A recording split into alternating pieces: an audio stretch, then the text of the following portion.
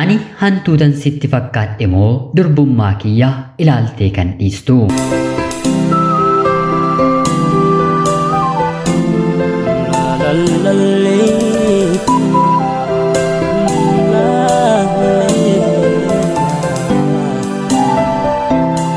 Ani maqaan kiyyaa Eediin jedhama. Kanan dhaladheetti guddadhes Wallagga Bahaa magaalaa Naqqamtee keessatti yeroo ta'u, barnoota kiyyallee kutaa 1 hanga 12tti seeraan ergan baradhee xumuree booda Yuunivarsiitii Jimmaa Dipaartimentii Kompiitar Saayinsiitiin digirii kiyya hojjedheen gara hojiitti bobba'uu danda'eera. Maatiin kiyyaa maatii barsiisotaa waan turaniif obbolaan keenya hundi isaanii barannee eebbifamnee sa'aatii kanatti obboleessa kiyya kan quxisuurraan ala hundi keenyi dalagaa irratti kan bobbaanedha. Obboleessi kiyya inni quxisuu waggaa 2 dura eebbifamee hanga har'aatti hojii barbaacharra jira. An barnoota kiyya xumuree eebbifamee gara hojiitti kan hin bobba'ee bara 2004 bara sanatti dhaabbanni Itiyoo Telekoomii beeksisa qacarrii baaseen dorgomee darbeen naannoo magaalaa Hoolotaatti ramadame. Maarreegaa seenaan jireenyaa kan jaalala koorree achumatti eegala. Kutaa ani hojjedhu keessatti na waliin kan qacaramte barnoota yuunivarsiitii dhuunfaarraa kan baate dubartii tokkotu ture. Dhaloonni ishee naannoo magaalaa Amboodha. Baay'ee nama hojiiti jechi jedhu ishee ibsuu hin danda'u. Biiroo keenya keessatti hojiin nuuf kenname dalagaa kana torbee tokkotti torbee lamatti xumurtanii dhufuu qabdu jedhee hoogganaan keenya yeroo nu ajaju guyya 2 guyya 3 keessatti daftee xumurtee dhiyeessuun nu qaanessiti. Atoo akkanatti cimtuudha barnoota dhuunfaadhaan maaliif barattiree yuunivarsiitii maaliif hin seenne jedhee yeroon gaafadhuuni barnoonni kutaa 10s ta'e kutaa 12 kan biyya keenyaa dandeettii otoo hin taane carraadha jedheen fudhadheera. Otoon sadarkaa guddaatti of eeguu qabxiin kiyya na jalaa hafee maatiin kiyyaa qarshiidhaan rakkatanii na barsiisanii jettee natti dubbatte. Anis dandeettii ishee kana baay'ee ajaa'ibsiifadheen hiriyyummaa obbolummaatiin walitti siquu ni jalqabna. Yeroo sanatti waliin kan qacaramne nama 4 taanus kan dafnee walitti siqne walitti haasa'uuf fedha waliif godhanne garuu anaaf isheedha. Carraan gara biraa lamaan keenyaaf nuuf uumame biiroo tokko keessa waliin dalaguu keenya. Haala kanaan hiriyyummaa obbolummaa keenyaa jalqabne jireenya hawaasummaa keessatti namni reefu qacaramu wantoota isa barbaachisu waliin deemanii waliif bituutiin mucayyoo kana waliin wal gargaaruu ni eegalla.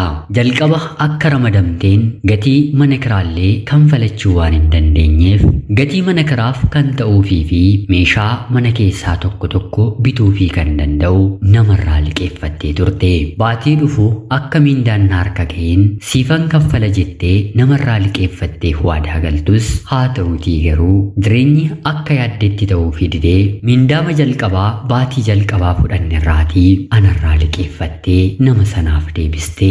Maali ni qaqqabda mitii baatii dhufu hin deebistuuyi reefu akka qacaramtee ni beekaa jedhee yeroon gaafadhuunillee qarshiin namaa yoo nama harka bule kan ofii namatti fakkaataa namichatti dubbadhee abdii laadheefiin dhawwachuu kiyyarra si isa na bira jirurraa liqeeffadheen borsiif kennuu naaf wayyaa jettee natti dubbatte. Mana keessaa wantoonni binni yoo jiraate guyyaa boqonnaa keenyaa magaalaa Finfinnee deemuun waliin binnee gara manaatti deebina. Namoota waliin nu argan hundaaf hiriyaa obbolummaan kan walitti siqne otoo hin taane jaalallee walii fakkaanna. Kana duratti seenaa jaalalaa qofaa hedduu dabarsee waan hin jiruuf wantoonni abdiin irratti kutadhe tokko lamallee waan hin taaneef jaalallee koo ni taatii yaada jedhu sammuu koo keessatti illee yaadeen hin beeku. Guyyaa xiqqumullee mataan na dhukkubu mana kiyya dhuftee shayee naaf danfistee na wal'aantee ana bira bulti. Yaada jaalalaa kan jedhamu anas ta'e ishee biraa yoo xiqqaate hanga waggaa tokko walakkaaf hin nutti nu keessatti yaadatamne.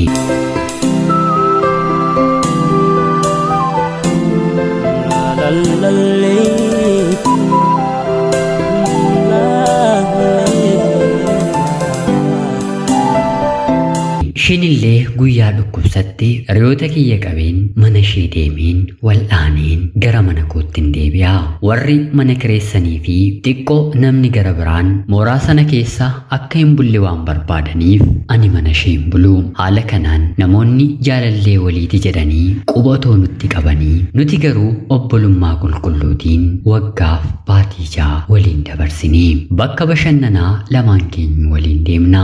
Nyaatas akka garaa keenya wal gurshinaa. Akka obbolaa haadhoo mana tokko keessatti guddatee wal qoccollee wal aarsinee wal boossisnaa. Haala kanaan otoo jirru dhaabbata nuti dalagnu keessaa dargaggoon tokko fuudhuuf gaa'ela isaarratti haadha manaasaa waliin miinjee nu taasifatu. Nuyis tole jennee fi guyyaa cidha sanaa lamaan keenyu waliin hiriirre. Yeroo gaa'elaa kutaan dhoksaa kan misirroowwan lamaanii ni jira mitiire. Anaa fi mucayyoon kun kutaa misirroo keessa turre. Misirroon galgala kabaja misirrittii waan fudhatuuf iyyi yeroo dhaga'amu ani yaada kootti kan hiriyoonni koo jalqaba na yaachisan qoosaas haa ta'u dhugaa kan hin beekne dhuguma durbummaan bara kana ni jiraayii jedheen itti kolfe. Yeroo kanatti mucayyoon kun otuu miinjee tokkoffaa taatee deemtee ilaalta turte. Amma garuu bara kana durbummaan jiraachuu fi jiraachuu dhabuusaa baruu hin dandeessu jettee natti dubbatte. Anis akkuma qoosaa tokko godheen yoo qabaatte anisiin har'uman si fuudhaa jedheen isheetti dubbadhe. Guyyaa gaa'elaa dargaggoofis ta'e shamarroo fuudhuun nama hawwisiisa. Namni kana dura yaadee hin beekne guyyaa kana raajii ta'uu argee fedhii godhachuu ni danda'a. Yeroo kanatti mucayyoon kun maali ani durbummaa qabaachuu kiyyaa fi dhabuu kiyya kanatti ilaaltee dhiistu hantuuta kutaa yaalii yookiin immoo mana laaboraatoorii faranjiin galchite sitti hin fakkaadhe moo jettee natti dubbatte. Yeroo kanatti waa ta'e natti dhaga'ame. Miira obbolummaan qabuu fi gara jaalalaatti jijjiiruu yaadeen hidhii ishee keessa dhungachuuf itti siquuf yeroon jedhu kana dura miira akkasii isheetti argisiisee waan hin beekneef maali obboleettii kee haadhoo kee ni dhungattaayii jettee natti dallantee ofirraa na qabde. Anammoo akkam abbaa ishee na diduu dandeessi jechaa miirri aarii sammuu kiyya keessatti dhufe. Yeroo jalqabaafis mana namaa deemnee anaa fi mucayyoo kun walitti buunee otoo walitti naraaramiin ganama kaatee deemte. Guyya 2-3 misirroo bira ergan bulee booda gara hojii kootti deebi'een tole balleesseeraa dhiifa manaaf godhii jedheen isheetti dubbadde. Yeroo kanatti isheenis lakki ati homaa hin balleessinee haala walitti dhufeenyaa keenyaatu baay'ee waan jabaatedha. Gara kamittuu jijjiiruun ni ulfaataa jettee natti dubbatte. Erga kanaa walitti araaramnee obbolummaa keenya duraaniitti deebinus haa ta'uutii garuu miirri lamaan keenyaayyuu akka wal barbaadu walitti moo walitti dubbachuu jalqaba. Anis hiriyaan qabu. Isheen illee dargaggoota ishee barbaadan irraa fagaattee otuu daandii homaayyuu hin argisiisiin fedhii anaaf qabdi. Anis isheetti dubbachuun isheenis anatti dubbachuuf yaada tabba gahee deebi'u waan itti ta'eef baay'ee wal dhiphisne. Dur yeroo ija obbolummaatiin wal ilaallu akka garaa keenyaa wal'aansoo wal qabnee kan waliin taphannu amma garuu wal bira geenyee wal sodaachuu wal qaanfachuu jalqabne. Booddee irratti kutaa macaafa qulqulluu baaseen caqasa waa'ee jaalalaa himu tokko isheettiin argisiise. Yeroo kanatti isheenis jecha kanatti dhuguma ni amantaayii jettee na gaafatti. Anillee filannoo maaliin qabaa jaalalli qulqulluu jiraannaanii jedheen isheetti dubbadhe. Isheenis erga kana ta'ee karaa qulqulluu ta'een anis si waliin ta'uuf qophaa'aadhaa jettee gabaabsitee deebiinaaf deebiste. Baay'een gammadee isheenillee baay'ee gammaddee. Jaalalli obbolummaa keenyaa kallachumaan gara jaalalaa kan kaadhimaatti darbe. Miira jaalalaa keessa teenyee wal qorannee wal hubachuudhaaf baatii jaanutti fudhate. Anis isheef ta'uu koo isheenis amalaan na danda'uu ishee erga waliif gallee booda jaarsa gara maatii keenyaatti ergine. Waan hunduu akka fedha rabbiitti erga nuuf xumuramee booda guyyaa gaa'elaa murannee naannoo torbee 2 yeroo hafu akkoon jaalallee kiyyaan miidhamti. Jaalalleen kiyyas akkoon kiyya duutee haati kiyya gaddarra otoo jirtu ani gaa'elan kabajadhu jettee gaa'elli nuuf ta'uu safee akkanumaan hiriyoonni keenya bakka argamanitti eebbifamnee mana tokko keessa gallee waliin jiraachuu ni jalqabne. Guyyaa jalqabaa bultiidhaan walitti dhufne. Kabaja durbummaa ishee waggaa 25 eeggatte ana abbaa manaa isheef kennite. Kana duratti ani durba boodas durba mitis jettee natti dubbattee hin beektu. Haa ta'uutii garuu jireenya ishee boriif jettee Rabbiin sodaattee kabaja ishee eeggattee waggaa amma kana turu isheetti baay'een dinqisiifadhe. Yeroo hedduu nuyi dhiironni dubartii tokko lama qe'ee keenya keessaa dhiira hedduu waliin ba'an arginee maqaa dubartootaa hunda yerootti balleessinu kabaja yeroo dhowwannu ni jira. Haa ta'uutii garuu kuni dogongora guddaadha. Haati manaan kiyya anaaf wabii caaltu. Guyyaadhumaa wanta ani hin tilmaamne ulfina ishee keessee naaf kennite. Sababa kanaaf addatti kabaja guddaan qabaafi. Jalqaballee obbolummaadhaan yeroo dheeraa waliin waan dabarsineef amala keenya sirriitti wal beekna. Wanti isheen na barsiiste, wanti isheen ogummaa natti himte garuu dubartiis ta'e dhiirri gaa'ela dura jireenya wal qunnamtii keessa kan seenan yoo ta'e bor gaafa seenaniitti jiraatan gaabbiin akka jiru gammachuun akka hir'atu sirriitti na dubbisiisteetti. Bara kana keessa aadaa Awurooppaanotaa yookiin immoo warra biyya alaa fidannee gaa'ela dura sadarkaa hiriyyummaa irratti wanti nuti gochaa jirru ija namaafis ta'e ija waaqaaf bareedina hin qabu. Hedduunsaa immoo aadaa biyya keenyaa waliin faallaa kan waliif ta'udha.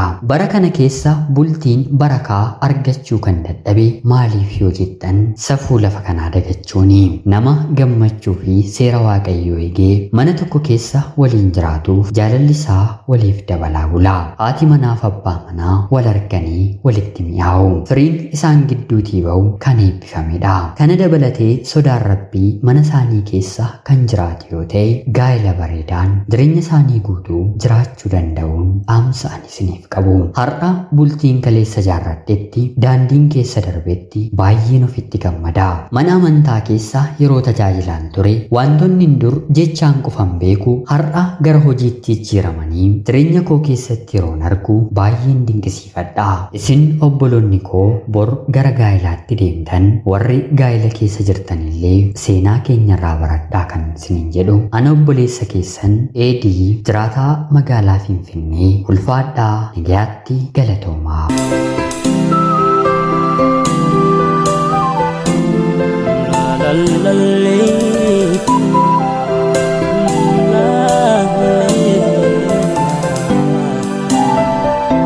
Yooyyaa shamaa akkam jirtu kabajamtootaaf hordoftoota qophii Oromiyaa 24. Nagaaf jaalalli tokkummaan bakka jirtan hundaatti hunda keessaniif yaatu jecha guyyaa har'aallee xalayaa obboleessi keenya nuuf ergee isiniif dubbiseen hin ka'a. Akkasin irraa barattanii hubannoo cimaa ta'e tokko irraa argattan homaa shakkii tokkollee hin qabu. Obboleessa keenya ergaa kee kana nuuf qooduu keetiif guddaa galatoomisiin jecha kabajamtootaaf hordoftoonni qophii Oromiyaa 24 yaada jajjabinaa komentii jalatti akka qooddanii fi kabajaan isin hin gaafadha. Qophiin guyyaa har'aaf isiniif qabaddeen dhiyaaddellee kanuma fakkaatti. Yonaatti na dhaggeeffachaa waan turtaniitiif guddaa galatoomaa jecha laayikii fi sheer gochuun illee akka na deeggartan kabajaan isin hin gaafadha. Akkanumallee namoonni chaanalii keenyaaf haaraa taatan anaa dhufuu kun Oromiyaa 24 guyyaa guyyaatiin xalayaa jaalalaa fi seenaa jireenyaa nama barsiisuu bashannansiisuu danda'u isiniif qabattee waan dhiyaattuuf isinillee sabiskiraayib gochuun maatii keenya erga taatanii booda xalayaa jaalalaa yookiin seenaa jireenyaa nama barsiisuu bashannansiisuu danda'u qabaattan karaa telegiraamii karaa lakkoofsa bilbilaa kiyyaa duwwaa 937